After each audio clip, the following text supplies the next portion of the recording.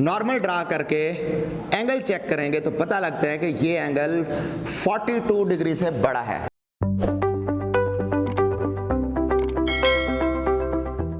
अच्छा, आज का हमारा आर्टिकल है नेक्स्ट। अगली दो एप्लीकेशन पढ़ रहे हैं, applications of total internal reflection. Second application है ऑप्टिकल फाइबर। यानी इस एप्लीकेशन के अंदर हमने ये ऑब्जर्व करना है कि टोटल इंटरनल रिफ्लेक्शन का फिनोमेना ऑप्टिकल फाइबर में कैसे यूज होता है। और थर्ड एप्लीकेशन है हमारे पास, और इस एप्लीकेशन के अंदर हमने देखना है लाइट पाइप। और इस लाइट पाइप में भी हमने यही ऑब्जर्व करना है कि how total internal reflection take place during by using light pipe. तो लाइट पाइप को इस्तेमाल करते हुए टोटल इंटरनल रिफ्लेक्शन का फिनोमेना कैसे होता है। पहले नंबर पे ऑप्टिकल फाइबर। ऑप्टिकल फाइबर की कुछ बेसिक इंफॉर्मेशन देख लेते हैं कि ऑप्टिकल फाइबर जितनी भी हमारे पास कम्युनिकेशन होती हैं वो तमाम तर कम्युनिकेशन हम किससे करते हैं, ऑप्टिकल फाइबर से। तो पहला पॉइंट कि optical fibre is used for telecommunication. पहला पॉइंट ये आ गया। अब हमने ऑप्टिकल फाइबर को ही टेली कम्युनिकेशन के लिए क्यों चूज किया, इसके अलावा बाकी हमने तमाम क्यों नहीं यूज किए हुए। उसकी वजह यह है कि हमने ऑप्टिकल फाइबर में लाइट को इस्तेमाल करना है।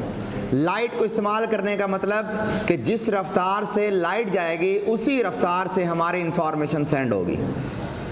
3 × 10⁸ मीटर पर सेकंड। इससे पहले जब हम इलेक्ट्रिकल सिग्नल को भेजते हैं ना, तो इलेक्ट्रिकल सिग्नल इतनी रफ्तार गेन नहीं करता। फर्ज कर लिया कि मैंने बटन ऑन किया, बटन ऑन करते यहाँ से ये करंट फ्लो करता हुआ लाइट तक पहुँचा, तो इसकी जो स्पीड है ना वो इतनी ज़्यादा नहीं है। हम क्या चाह रहे हैं, हम ये चाहते हैं कि हमारी रफ्तार मैक्सिमम होनी चाहिए, और वो मैक्सिमम रफ्तार अब तक की हमारे पास जो हम अचीव कर सकते हैं बाय यूजिंग लाइट वो 3 लाख किलोमीटर पर सेकेंड है। तो अब हमारा टारगेट ये है कि हम अपनी साउंड को इस लाइट के ऊपर सवार कर दें। आसान लफ्ज़ों में कहा जाए, इस प्रोसेस का नाम होता है मॉड्यूलेशन। इस प्रोसेस का नाम क्या है, मॉड्यूलेशन। मॉड्यूलेशन को वैसे हम जाके डिटेल में पढ़ेंगे चैप्टर नंबर 17 के अंदर। बस यहाँ थोड़ा सा आपको टच दे रहा हूँ कि यहाँ मॉड्यूलेशन कैसे होती है। मिसाल के तौर पर मैं अगर बोलूँ मेरी साउंड की रफ्तार कम है, मैक्सिमम 340 तक चली जाती है या 350 तक चली जाएगी, इससे ज़्यादा नहीं जा सकती। जबकि मैं जो कॉल करता हूँ तो एक ही लम्हे में कॉल मिलाता हूँ, इंग्लैंड में मैं बोलता हूँ, अगले लम्हे इंग्लैंड में मेरी आवाज़ वो सुन रहा होता है। कैसे?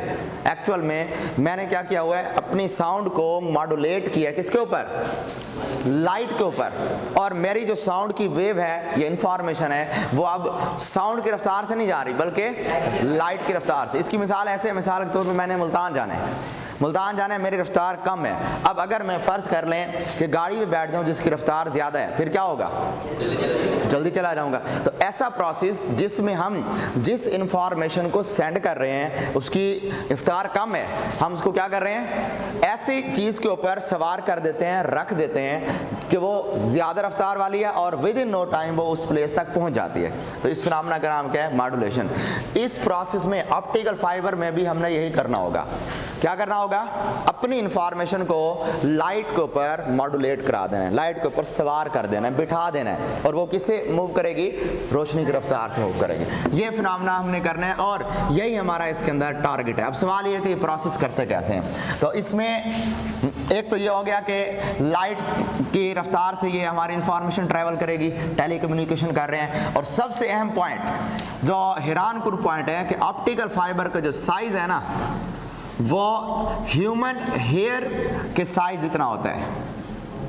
ह्यूमन हेयर, इंसानी बाल जितनी, थ्रेड कहते हैं इसकी मतलब कि यूँ रस्सी का क्या मतलब है, बिल्कुल उसकी बारीक मोटाई की बात कर लें तो ह्यूमन हेयर थ्रेड्स की बात हो रही है। यानी जिस तरह आप एक अपने बाल उतारें, एक बाल की जितनी मोटाई है उतनी किसकी होगी, ऑप्टिकल फाइबर की होगी। तो ये बड़ी हैरान कुर्बान है कि हम अपनी इंफॉर्मेशन को रोशनी की रफ्तार से इतने कम साइज वाले मटेरियल में से, ऑब्जेक्ट में से फ्लो करा रहे हैं, और इसी का ही नाम क्या है, ऑप्टिकल फाइबर है। ठीक है, एक और पॉइंट कि ऑप्टिकल फाइबर कंस्ट्रक्शन के पॉइंट ऑफ व्यू से या तो गिलास का बना होता है या फिर प्लास्टिक का बना होता है। ये इसके थे बेसिक पॉइंट्स। अब हम नेक्स्ट ये देख रहे हैं कि हमारी जो इंफॉर्मेशन है ऑप्टिकल फाइबर के थ्रू कैसे सेंड होती है।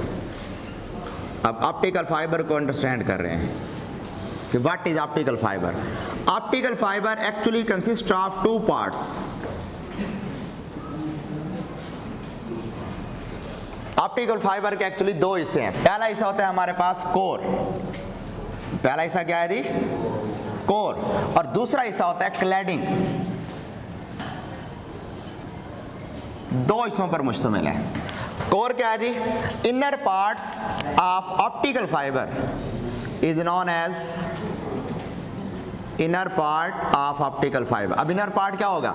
ये मैं ऑप्टिकल फाइबर ले रहा हूं, इस ऑप्टिकल फाइबर का ये मैं बना रहा हूं अंदर वाला पोर्शन, जिसको मैं ब्लू कलर से रिप्रेजेंट कर रहा हूं।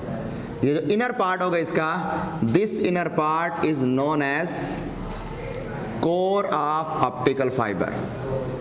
बात क्लियर हो गई? इसका दूसरा पॉइंट कि कोर का फंक्शन क्या है? कोर का फंक्शन है आने वाली लाइट को या इंफॉर्मेशन को टोटल इंटरनल रिफ्लेक्शन के फिनोमेना के तहत अपने अंदर से गुजार देना। तो दूसरा पॉइंट आएगा कि light passes through it by using total internal reflection. Light इसमें से पास होती है। तीसरा पॉइंट कि कोर जो है इसका रिफ्रैक्टिव इंडेक्स क्या होता है? ज्यादा होता है। और कितना होता है? किसकी निस्बत? दूसरे हिस्से क्लैडिंग की निस्बत। और वो है हमारे पास 1.53 आगे इसका रिफ्रैक्टिव इंडेक्स कोर का।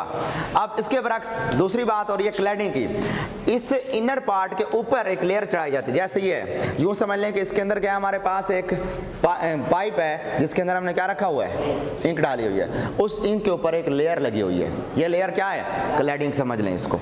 तो सेम इसी तरह इसके ऊपर एक ये ग्रीन कलर की मैं रिप्रेजेंट कर रहा हूँ, ब्लू कलर के ऊपर ये ग्रीन कलर की ये इस तरह से लेयर लगी हुई है चारों साइडों से थ्रू आउट। और इस लेयर का नाम क्या है?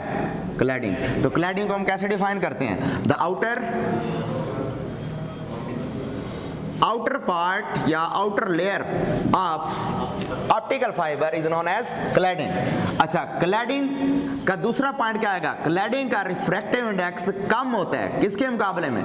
बनिस्बत कोर के। और वह 1.39। कितना है जी? 1.39 हो गया। तो ये एमसीयू के लिए वेरी इंपॉर्टेंट पॉइंट्स हैं कि refractive index of core is greater than refractive index of cladding. हाँ जी, बात समझ आ गई? अच्छा, अब ये हमने इसकी ऑप्टिकल फाइबर की कंस्ट्रक्शन देख ली। दोबारा रिपीट कर रहा हूँ, ऑप्टिकल फाइबर की मोटाई ह्यूमन हेयर की साइज जितनी होती है और ये ग्लास या प्लास्टिक का बना होता है। इसका इनर पार्ट कोर है और आउटर पार्ट क्या है? क्लैडिंग। इनर पार्ट में से लाइट पास होती है, टोटल इंटरनल रिफ्लेक्शन के फिनोमेना के तहत इसमें गुजरती जाती है। और इनर पार्ट का रिफ्रैक्टिव इंडेक्स ज्यादा होता है किसके मुकाबले में? कोर के मुकाबले, क्लैडिंग के मुकाबले में, जो कि 1.53 एमसीयू के लिए याद रखना है। क्लैडिंग आउटर पोर्शन है जिसका रिफ्रैक्टिव इंडेक्स कम है बनिस्बत कोर के, और वो है 1.39। अब अगला सवाल आता है कि इंफॉर्मेशन ऑप्टिकल फाइबर में सेंड कैसे होती है। तो इसके लिए हम क्या करते हैं? एक लाइट ले लेते हैं। Suppose we have a light. अब चूंकि हम एप्लीकेशन पढ़ रहे हैं किसकी? ऑप्टिकल इसकी टोटल इंटरनल रिफ्लेक्शन की। किसकी एप्लीकेशन है? टोटल इंटरनल रिफ्लेक्शन की। तो टोटल इंटरनल रिफ्लेक्शन की कंडीशंस क्या थी? दो कंडीशन थी कि तभी टोटल इंटरनल रिफ्लेक्शन हो सकती है जब पहले नंबर पे लाइट जाए डेंसर टू रेयर मीडियम। अब हर वो मीडियम डेंसर होता है जिसका रिफ्रैक्टिव इंडेक्स ज्यादा होता है, हर वो मीडियम रेयर होता है जिसका रिफ्रैक्टिव इंडेक्स कम होता है। अब बताएं किसका रिफ्रैक्टिव इंडेक्स ज्यादा है, किसका कम है? कोर का ज्यादा। इसका मतलब कोर क्या होगा? ये डेंसर मीडियम। क्यों? क्योंकि उसका रिफ्रैक्टिव इंडेक्स ज्यादा, और ये इसका रिफ्रैक्टिव इंडेक्स ज्यादा, तो ये क्या है हमारे पास? रेयर मीडियम है। क्लियर होगी बात ये? तो क्योंकि इसका रिफ्रैक्टिव इंडेक्स कम है, इसका रिफ्रैक्टिव इंडेक्स ज्यादा है। तो इस पॉइंट ऑफ व्यू से ये बात भी क्लियर होगी। दूसरी कंडीशन हमने ये पढ़ी थी कि जो एंगल ऑफ इंसिडेंट है theta I must be greater than critical angle. दूसरी कंडीशन क्या थी कि incident angle must be greater than critical angle. अब हमने पढ़ा हुआ है कि ये गिलास या प्लास्टिक का बना हुआ है, जबकि गिलास के लिए क्रिटिकल एंगल की वैल्यू 41.8 डिग्री या अप्रॉक्सीमेटली हमारी बुक में 42 डिग्री लिखी हुई है, ऐसे ही है ना। तो इसका मतलब हमने यहाँ पर 42 डिग्री एंगल पर लाइट को फॉल करानी है। तो फर्ज करें कि यहाँ से हमने लाइट फॉल करा दी, ये हमारे पास डेंसर मीडियम से, ये डेंसर मीडियम है, डेंसर मीडियम से अब कहाँ जाना चाह रही है, रेयर में यानी क्लैडिंग की तरफ जाना चाह रही है।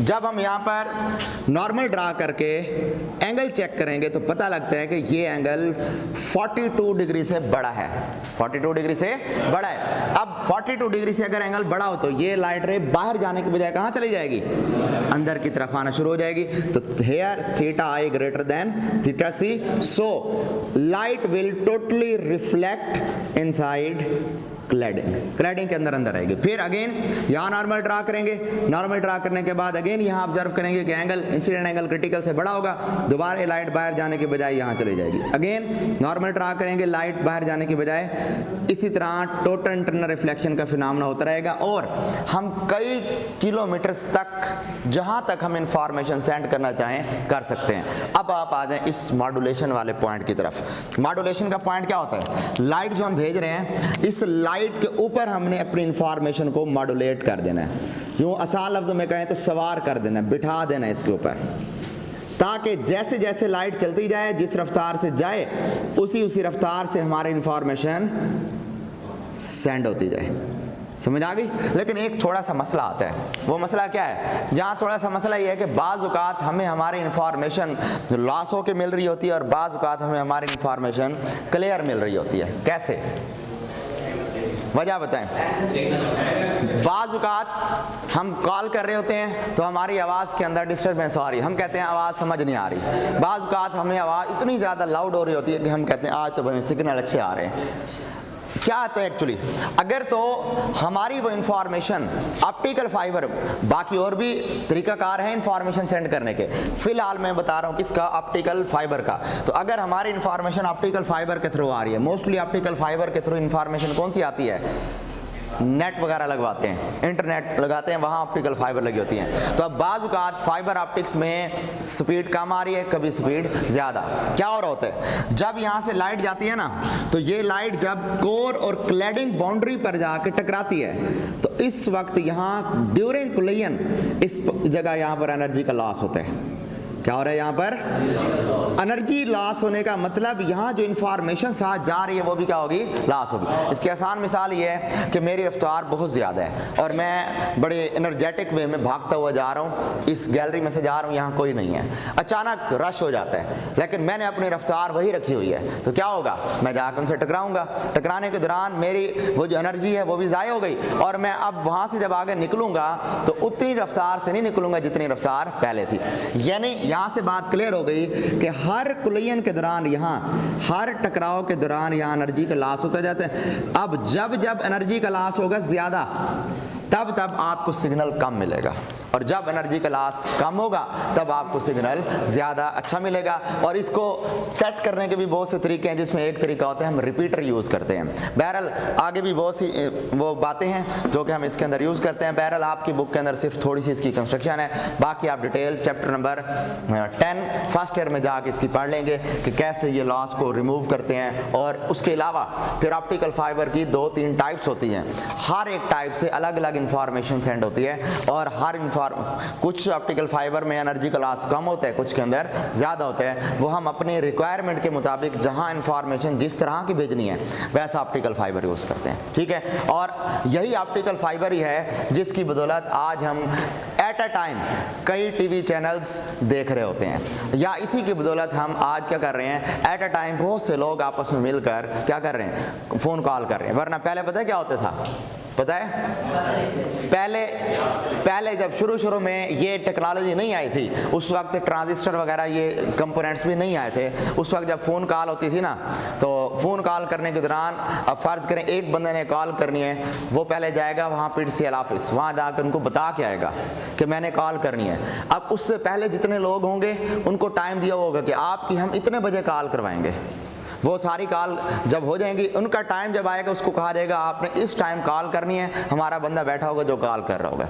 और मैंने 2 साल पहले ये इन्फॉर्मेशन पढ़ी थी कि शुरू में जब ये ट्रांजिस्टर वगैरह नहीं आया था तो अमेरिका के अंदर उस वक्त तकरीबन आधे से ज़्यादा लोग सिर्फ यही मतलब कि बिज़नेस करते थे और उनकी यही जॉब होती थी कि वो लोगों की फ़ोन कॉल करवाते थे।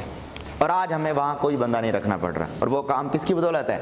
ऑप्टिकल फाइबर की। और इसके अलावा कुछ और मॉडर्न इलेक्ट्रॉनिक्स डिवाइसेस इस्तेमाल हो गई हैं जिसमें ट्रांजिस्टर सबसे पहले नंबर पे आता है, जो कि जिसने हमारी ये जो चीज़ें ना रिड्यूस कर दी हैं। बहरहाल तो ये हो गया हमारे पास ऑप्टिकल फाइबर। ऑप्टिकल फाइबर के बाद नेक्स्ट आता है जी लाइट पाइप। अब अगला सवाल है कि लाइट पाइप में ऑप्टिकल फाइबर को इस्तेमाल, लाइट पाइप में टोटल इंटरनल रिफ्लेक्शन को कैसे इस्तेमाल कर रहे हैं और कैसे इस्तेमाल करके हम ये इंफॉर्मेशन ले रहे हैं। तो पहला डिफरेंस, ऑप्टिकल फाइबर में टेलीकम्युनिकेशन कर रहे हैं और ये बेस्ट वे है। लाइट पाइप में टेलीकम्युनिकेशन करने की बजाय हमारा जो सबसे पहला टास्क होगा ना, वो जगह इनएक्सेसिबल प्लेसेस, इनएक्सेसिबल प्लेसेस यानी वो जगह जहां हमारी रसाई नहीं है, जहां तक हम जा ही नहीं सकते, उनको हम इल्यूमिनेट कर सकते हैं, लाइट अप कर सकते हैं। मिसाल के तौर पर ह्यूमन बॉडी के अंदर मैंने ऑपरेट नहीं करवाना, ये चेक करना है कि मेरी बॉडी के अंदर कहीं कोई फॉल्ट तो नहीं है, कोई डिजीज़ तो नहीं है, बीमारी तो नहीं है, तो मैं लाइट पाइप इस्तेमाल करके वो जो ह्यूमन बॉडी के अंदर वो प्लेस जहाँ मेरी रसाई नहीं है, ऑपरेशन से पहले चेक कर लूँगा कि वहाँ पर किसी किस्म का कोई फॉल्ट है या नहीं है। तो उसको चेक करने के लिए कौन सा की डिवाइस इस्तेमाल होती है? Light pipe. दूसरा पॉइंट कि लाइट, जैसे यहाँ पर हमें इंफॉर्मेशन लाइट की, उसमें लाइट की रफ्तार से जा रही थी, यहाँ भी हमें इंफॉर्मेशन सेंड करनी होगी, किस स्पीड से होगी? लाइट की स्पीड से, ठीक है। और यहाँ पर मैंने बताया कि ऑप्टिकल फाइबर में जो इंफॉर्मेशन है हमारे पास, ये इंफॉर्मेशन सेंड करना या रिसीव करना, वो फिनोमेना होता है टोटल इंटरनल रिफ्लेक्शन की वजह से, ऐसे ही है ना। और लाइट पाइप में भी टोटल इंटरनल रिफ्लेक्शन है। अब इन दोनों के अंदर एक छोटा सा डिफरेंस है, क्या है? यहाँ मैंने कहा कि ये ऑप्टिकल फाइबर का जो साइज है वो ह्यूमन हेयर जितना है, जबकि इसका साइज कितना होगा? ये है combination of many optical fibre. क्या है जी? Combination of many optical fibre, यानी बहुत से ऑप्टिकल फाइबर्स को हमने मिला दिया है। यानी यहाँ से बात तो ये क्लियर हो जाती है कि इसका साइज ह्यूमन हेयर के साइज इतना नहीं होगा। जब आप ह्यूमन हेयर्स बहुत से मिला दें तो उसकी काफ़ी बड़ी मोटाई हो जाती है, उसकी मोटाई ज़्यादा हो जाती है। तो बात क्लियर हो गई कि बहुत से जब आप इस तरह के ऐसे ऑप्टिकल फाइबर ज्वाइन करेंगे तो ऐसे ऑप्टिकल फाइबर ज्वाइन करते जाएं आपको एक पूरा एक पाइप मिल जाएगा।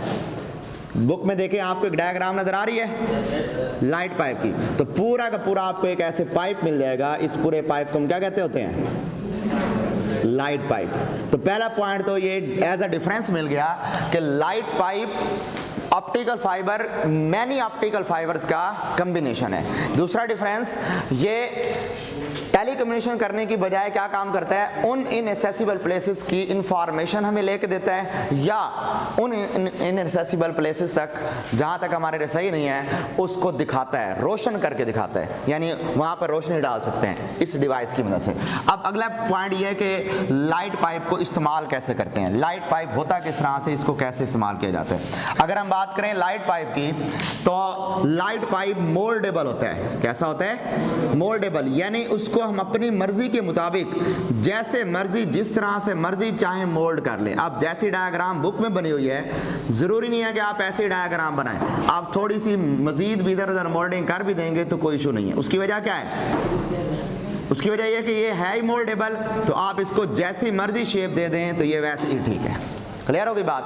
अब यहां पर देखें, इसके अंदर चूंकि ये मैनी ऑप्टिकल फाइबर्स का कॉम्बिनेशन है, पहला काम ये होता है कि हमने इस ऑप्टिकल फाइबर, अच्छा मैनी ऑप्टिकल फाइबर का कॉम्बिनेशन ज़रूर है, लेकिन इसकी मोटाई इतनी ज़्यादा नहीं होती कि ये हम उस जगह पे भी डालें जहाँ पर हमारी रसाई नहीं है तो रुकावट पैदा करें। मिसाल के तौर पर अगर मैं ह्यूमन बॉडी के अंदर भी इसको एंटर करता हूँ तो इसकी मोटाई इतनी है कि ईजिली ह्यूमन बॉडी के अंदर एंटर हो जाएगा।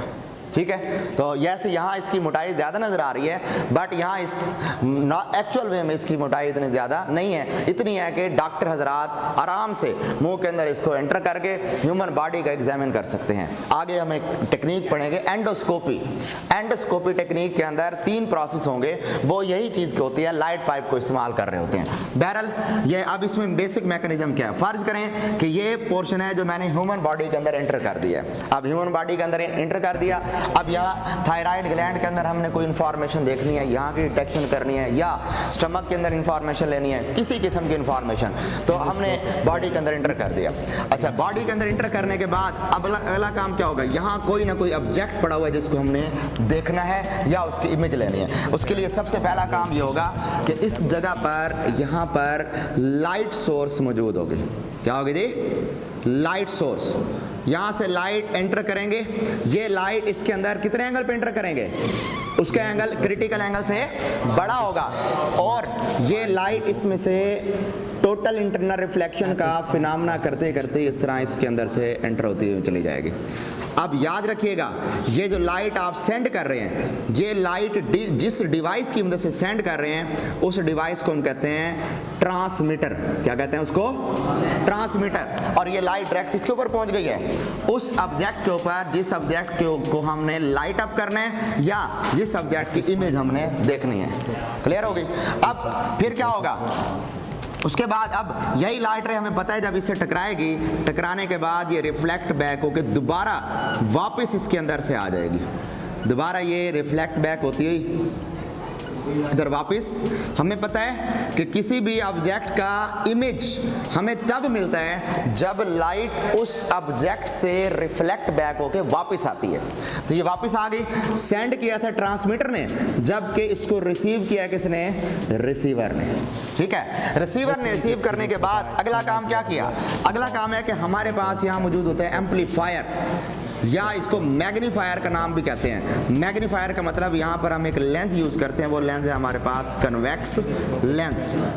ये हम आगे चल के लेंसेज के बारे में पढ़ेंगे। फिलहाल आप ये कहें कि ये एक मैग्नीफायर है, और मैग्नीफायर का काम क्या है? वो छोटी इमेज को बड़ा करके दिखाता है। ह्यूमन बॉडी के अंदर हम जो भी चीज़ देखना चाह रहे हैं उसका साइज़ छोटा है, हम क्या चाह रहे हैं कि उसका साइज़ बड़ा होकर हमें स्क्रीन के ऊपर मिले। तो अब ये कन्वेक्स लेंस या इसको मैग्नीफायर का नाम देते हैं। ये मैग्नीफायर उस ऑब्जेक्ट को बड़ा करके दिखाएगा, उसकी इमेज बड़ी कर देगा। यहाँ लगी हुई होगी स्क्रीन, उस स्क्रीन के ऊपर उस ऑब्जेक्ट की बड़ी इमेज देख रहे होंगे डॉक्टर। अब बगैर किसी वहाँ पर बॉडी का ऑपरेशन किए बगैर ही हमने क्या कर लिया है, इस स्क्रीन के ऊपर बॉडी के जो इंटरनल ऑर्गन्स हैं उसकी हमने इंफॉर्मेशन ले लिया, इंटरनल ऑर्गन्स को भी ऑब्जर्व कर लिया। क्लियर हो गई बात? तो ये है हमारे पास लाइट पाइप, जिसके थ्रू हम क्या कर सकते हैं, इनएक्सेसिबल प्लेसेस की इंफॉर्मेशन ले रहे हैं, वहाँ उनको लाइट अप कर रहे हैं, और उनकी तस्वीरें भी, इमेजेस भी हम इजीली देख सकते हैं बगैर ऑपरेट किए। ये था हमारा आज का टॉपिक, लाइट पाइप और ऑप्टिकल फाइबर।